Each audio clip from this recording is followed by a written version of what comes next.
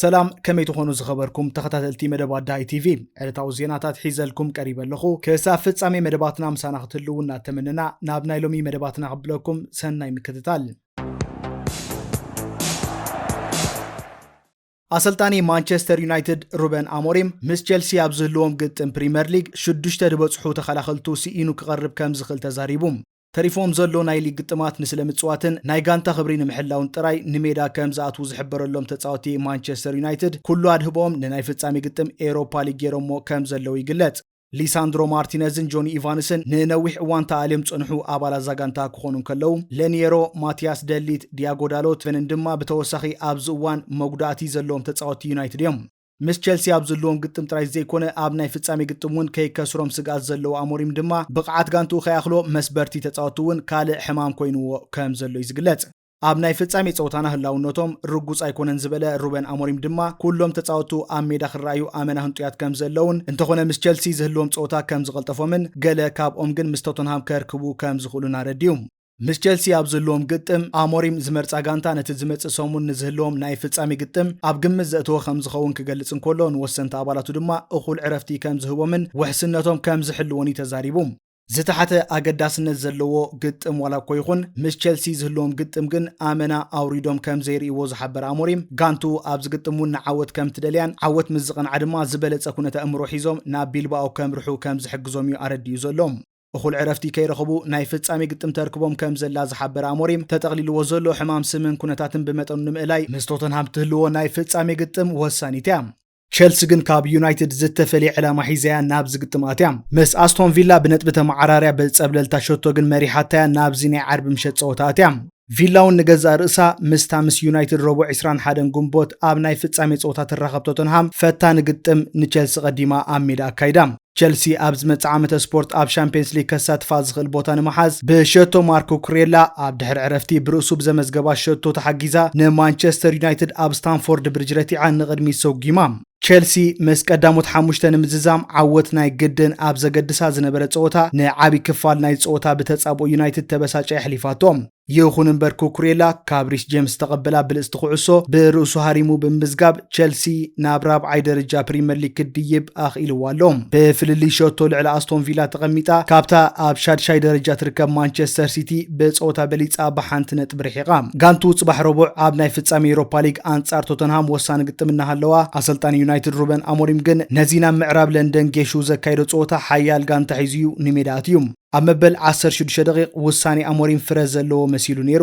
ሃሪ ማጓየር ካብ ብሩኖ ዝተላከትሉ ብልጽቲ ኩዕሶ መሬት ከይጣዕመት ብቮሊ ሃሪሙን ዩናይትድ መሪሕነት ዘተሓዛ እኳ እንተመሰለ ጸኒሓ ግን ሸቶ ማጓየር ብቫር ድሕሪ ምፍታሻ ካብ ጸወታ ወጻኢ ኮይኑ ብምጽንሑ እታ ሸቶ ተሰሪዛ ዕረፍቲ ቅድሚ ምእካሉ ተኸላኻሊ ቼልሲ ሪስ ጄምስ ኣብ ናይ ሳንዱቕ መስመር ኮይኑ ዝሃረማ ብልጽቲ ቅላዕ ዓንዲ ልዳት ሃሪማ ወፅያ ብሉዝ ኣብ ድሕሪ ዕረፍቲ አንድሬ ኦናና ንኹዕሶ ካብ ወዲ 19 ዓመታት ቃዕ ቼልሲ ታይሪክ ጆርጅ ንኽወስድ ኣብ ውሽጢ ሳንዱቕ ስለ ዘውደቆ ዳኛ ፍጹም ቅላዕ ፀዊዕዋ ቫር ግን ጣልቃ ብምእታው ኦናና ቀዲሙ ንኹዕሶ ከም ዝተንክያ ንምሕባር ንዳኛ ዳግማይ ክዕዘባ ኣብ ሞኒተር ቀሪቡሉ ዳኛ ድማ ፍጹም ቅላዕ ሰሪዙ ንኦናና ካብ ተወሳኺ ጌጋታት ኣብዚ ዓመት ኣድሒንዎም ደገፍ ቼልሲ ግን ድሕርዛ ፍጻሜ 10 ደቂቕ ጥራይ ተጸቢዮም ሓጎሶም ጸንቢሎም ተኸላኻላይ ቼልሲ ሪስ ጄምስ ብብሉጽ ብቕዓት ንጋርናቾ ታሊሉ ካብ የማናይ ሸነኽ ናብ ርሑቕ ልዳት ዝለኣኻ ኩዕሶ ኩሬላ ነታ ንሊንዶሎፍ ሓሊፋ ዝመጻቶ ኩዕሶ ብርእሱ ጌጩ ካብ ኦናናስ ጊሩ ኣብ ሰኪዕት ኣቐሚጥዋ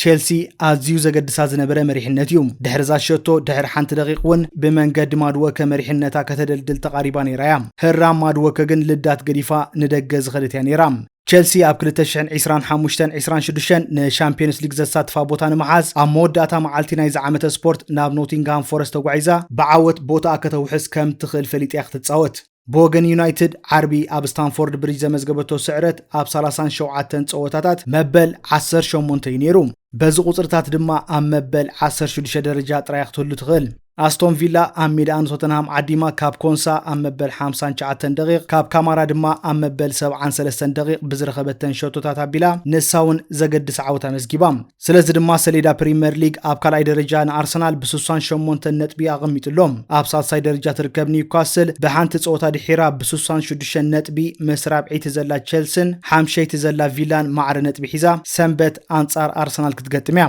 ኣብ ሻድሻይ ተርታ ብ65 ነጥቢ ትርከብ ማን ሲቲ ቀዳም ሰዓት 6 ፍረቓን ናይ ዋንጫ ፀወታ ኣንጻር ክሪስታል ፓላስ ስለ ዝፅበያ ሶሉስ 20 ግንቦትያ መበል 37 ግጥማ ኣንጻር ቦርኑስ ማውስ ከተካይድ ብ62 ነጥቢ ኣብ ሻብዓይ ደረጃ ተቐሚጣ ዘላ ፎረስት ድማ ሰንበት ናብ ዌስትሃም ተጓዒዛ ናይ ግድን ክትዕወተሉ ዘለዋ ግጥም ተሰሪዕላ ኣሎ።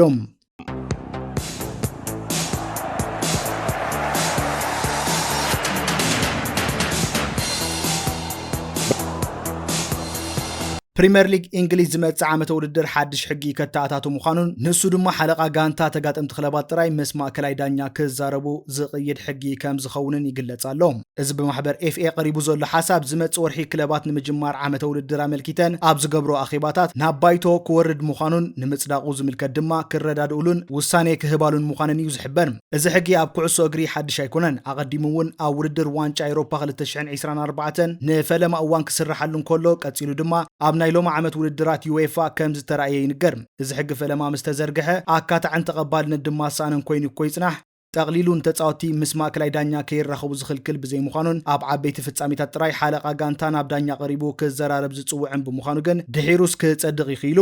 ንሓላው ልዳትን ከም ሓለቓ ጋንታ ገይረን ዝጻወታ ክለባት ድማ ብመሰረት እዚ ሕጊ ሓደ ካብ ተጻወቲ ከም ወኪል ኮይኑ ምስ ማእከላይ ዳኛ ዝረዳዳእ ክመርጻ ይግደዳ።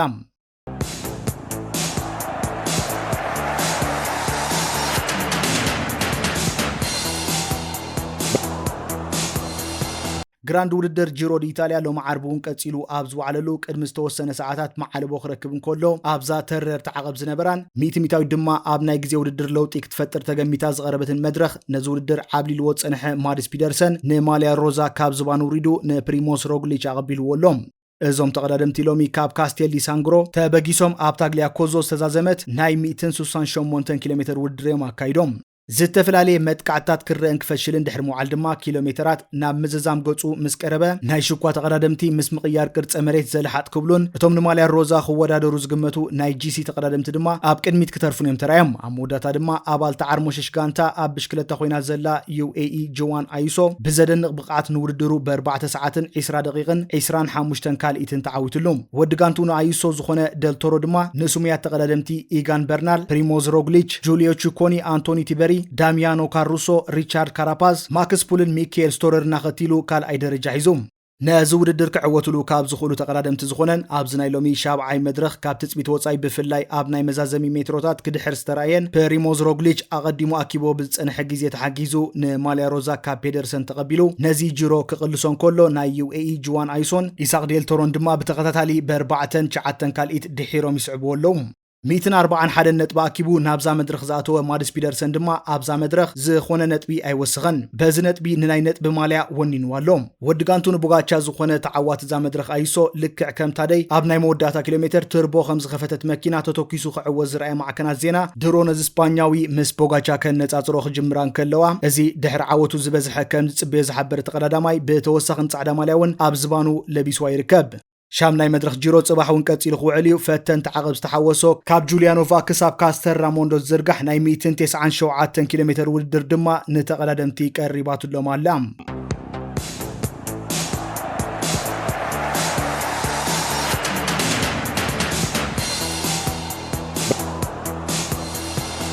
ዓመታዊ ዝለዓለ ኣታዊ ንዝገብሩ ስፖርታውያን መምያ በብደረጃኦም ምስ ኣታዊታቶም ኣሰንያ ናብ ህዝቢ ተቕርብ መጽሔት ፎርብስ ሎሚ ንንባብ ኣብ ዘብቃዓትሉ ሕታማ ፖርቱጋላዊ ኮኸብ ተጻዋታይ ክርስቲያን ሮናልዶ ሕጂ እውን ንሳልሳይ ተኸታታሊ ዓመት ዝለዓለ ዓመታዊ ኣታዊ ዝገብር ኣትሌት ኢላ ክትጽውዖን ከላ ኣብ ባስኬትቦል ኤንቢኤ ዘይሕገኽ ዓሸራ ዘቐምጥ ዘሎ ስቴፍ ከሪ ድማ ናብ ካልኣይ ደረጃ ኣደይባቶላ።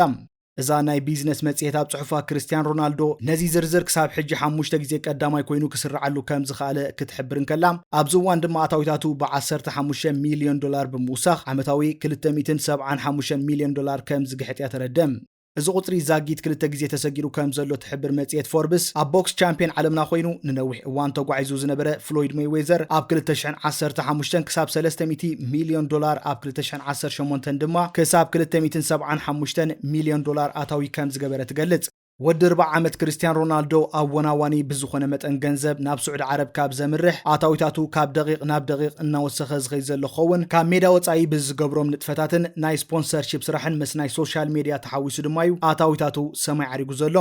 ሮናልዶ ኣብ ማሕበራዊ ሜድያታት ክሳብ 940 ሚልዮን ፎሎወርስ ወይ ተኸተልቲ ከም ዘለዎ ዝፍለጥ ኮይኑ ናብ 1 ቢልዮን ንብጽሖም ድማ ወፍሪ ከም ዝጀመረ ይዝከር። ኣብ NBA ምስ ጎልደን ስቴት ዎሪየርስ ዝፃወትን ኣብ ታሪክ ዝውድድር ድማ 4000 ናይ 3 ነጥቢ ዘውህብ ክዕሶ ሰኪዕት ብምዝጋብ በዓል ክብረ ወሰን ዝኾነ ስቴፍ ኬሪ ዓመታዊ ብዘእትዎ $156 ሚልዮን ናብ ካልኣይ ደረጃ ሓኺሩ ዘሎ ኣትሌት እዩ። ብሪጣንያዊ ቦክሰር ታይሰን ፊሪ ድማ ዋላ እኳ ኣብ ዝሓለፈ ኣዋርሕ ብዩክሬናዊ ተጓሳጣይ ኦሌክሳንደር ዩሲክ ተረቲዑ ጽውኡ ይመንጠል ዓመታዊ ብዝረኽቦ $146 ሚልዮን ግን ኣብ ሳልሳይ ደረጃ ዝርከብ ኣትሌት እዩ። ኣብ ኩዕሶ እግሪ ጥራይ ዘይኮነ ኣብ ዝኾነ መዐቀኒታት መወዳደርቲ ክርስቲያኖ ዝኾነ ሊዮነል ሜሲ ድማ ካብዚ ፖርቱጋላዊ ተፈንቲቱ ካብ ሳልሳይ ናብ 5ይ ደረጃ ወሪዱ ይርከብ። ብሓፈሻ እምበር ዛ መጽሔት ናይ ዓመተ 2025 ዝለዓለ ክፍሊ ዝረኽቡ ስፖርታውያን ኣብ ዝዘርዘረትሉ ቀዳማይ ክርስቲያን ሮናልዶ $275 ሚልዮን፣ ስቴፈን ከሪ $156 ሚልዮን፣ ታይሰን ፊውሪ $146 ሚልዮን፣ ዳክ ፕሬስኮት ናይ አሜሪካን ፉትቦል ተጻዋታይ $137 ሚልዮን፣ ሊዮነል ሜሲ $135 ሚልዮን፣ ሻድሻይ ሌብሮን ጄምስ ባስኬትቦል $133.8 ሚልዮን፣ ሻብዓይ ዩዋን ሶቶ ተጻዋታይ ቤዝቦል $114 ሚልዮን፣ ሻምናይ ካሪም ቤንዚማ $104 ሚልዮን፣ ታሽዓይ ሾሆይ ኦታኒ ተጻዋታይ ቤዝቦል $102.5 ሚልዮን፣ 10ይ ተጻዋታይ ባስኬትቦል ኬቨን ዱራንት $101.4 ሚልዮን ብምውሳድ ካብ ቀዳማይ ክሳብ 10ይ ተሰሪዖም ዘለዉ ስፖርታውያን ምዃኖም ትሕብር። ዝኽብርኩም ተዓዘብትና ሎም ዝበልናይ መደብ ነዚ ይመስል። ኣብ ቀጻሊ ብተመሳሳሊ መደባት ክሳብ ንራኸብ ሰላምን ጥዕናን ንኹልናም።